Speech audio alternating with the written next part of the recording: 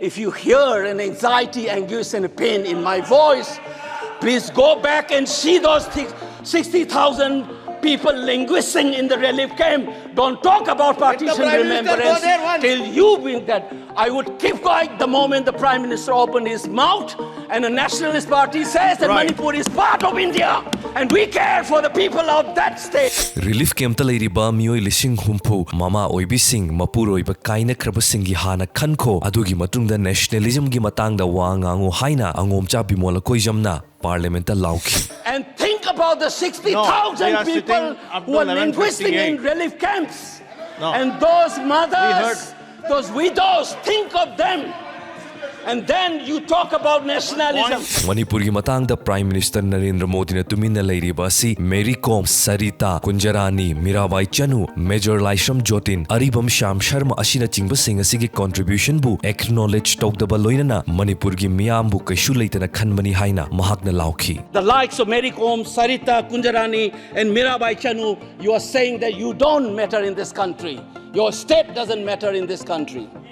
You are also saying that the likes of Ratan Tiam, the icon of the culture of this country, Aribam Sham Sharma, don't matter in this country. As I get up to speak on a troublesome moment in the history of India that has never happened, called the tragedy of Manipur, which is sought to be silenced by the government, and it is an irony that such an important matter which is sought to be silenced gets an opportunity as the midnight hour approaches. And this reminds me of the fact that people in my home state, the time is 2 hours ahead of Delhi. And we have been dancing on the tune of Delhi and the time that is supposed to be approaching 12 at the moment. People like Janu Barua and others have demanded for years that Northeast should have a separate time zone. Only then you will be able to live with dignity and a sense of well-being. The kind of priority that I can sense is this moment that I get a chance to speak. Mr. Speaker, sir, Mr. Chairman, I'm drawing your attention to the absence of Manipur in the President's address. This is not a simple absence. It is a reminder of a Rashtra Chetna which excludes people. You must realize that more than 60,000 people are languishing in relief camp in wretched conditions for the last 1 year. If anybody is read partition of the subcontinent, which I have done, I was associated with a research project. We have interviewed more than 1,500 survivors of partition of 1947, and you are witnessing the same thing. People are living in wretched conditions that I cannot even mention here. 60,000 people homeless is not a joke. 200 plus people died. And there has been a civil war-like situations where people are armed to the teeth and roaming around and fighting each other, defending their villages. And the Indian state is a mute spectator to this tragedy for 1 year.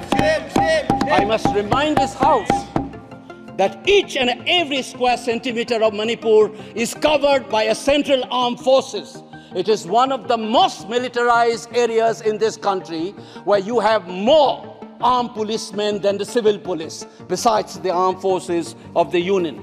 Despite this, how is that 60,000 people were rendered homeless and villages in thousands were destroyed? And yet, our Prime Minister remained mute, not even a word. And the presidential address did not even mention that. Shame, shame, shame, shame, shame. And I said that this silence is not normal. It is a reminder of the fact which many scholars have said, that there is a continuity between colonial and the post-colonial period. Today we are observing a day where we begin a new criminal laws seemingly discarding the colonial heritage.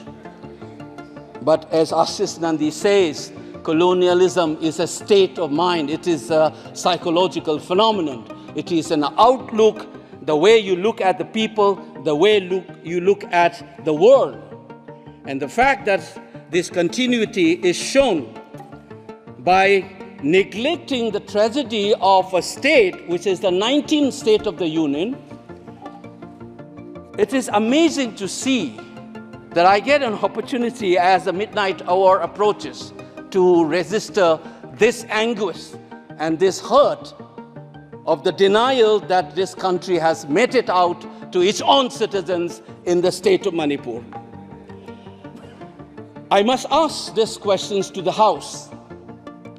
Is this silence communicating to the people of the Northeast and Manipur in particular that you don't matter in the Indian state scheme of things?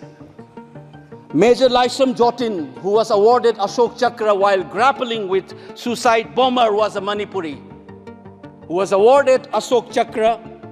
You are dishonoring his own state. Major Ngangom Joy Datta, who was awarded Veer Chakra while fighting for this country and doing his duty as a part of the peacekeeping force in Sri Lanka in 1987. You are dishonoring this man. You are dishonoring the likes of the youths who hold the tricolor in international platforms. The likes of Mary Kom, Sarita Kunjarani, and Mirabai Chanu. You are saying that you don't matter in this country. Your state doesn't matter in this country. You are also saying that the likes of Ratan Tiam, the icon of the culture of this country, Aribam Sham Sarma, don't matter in this country. If you have an iota of concern for this state, there would not have been a silence. There would not have been a silence in this House, nor in the presidential address. This must be registered. Please raise your point of order. If you wanted to doubt the nationality and the nationalism of the people of that state, you must realize that these people have fought for the country. These people have brought laurels to this country. Please remember this. 5 years after independence, can you negate this fact? We are talking about the inclusion of the Northeast history after 75 years. That's a classic exclusion. India was an anthropological subject, not a historical subject in the eyes of the colonial forces. And today, the Northeast remains outside of the history of the Indian history textbook. That is why you treat them as the other. And that's the silence. And the silence on the Manipur tragedy is not unique. It is a reflection of this general continuity of the colonial in the post-colonial.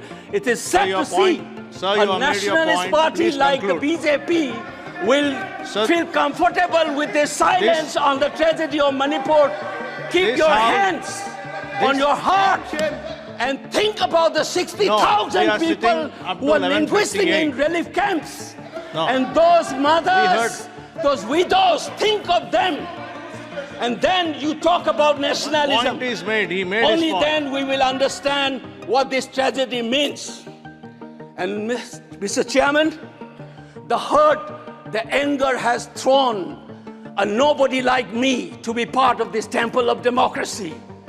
Beating the BJP cabinet minister, think about the pain. If you hear an anxiety, anguish, and a pain in my voice, please go back and see those 60,000 people linguisting in the relief camp. Don't talk about partition remembrance till you bring that. I would keep quiet the moment the Prime Minister opened his mouth and the Nationalist Party says that Manipur is part of India and we care for the people of that state. Only then I will accept what is nationalism in our face. Thank you, Mr. Chairman.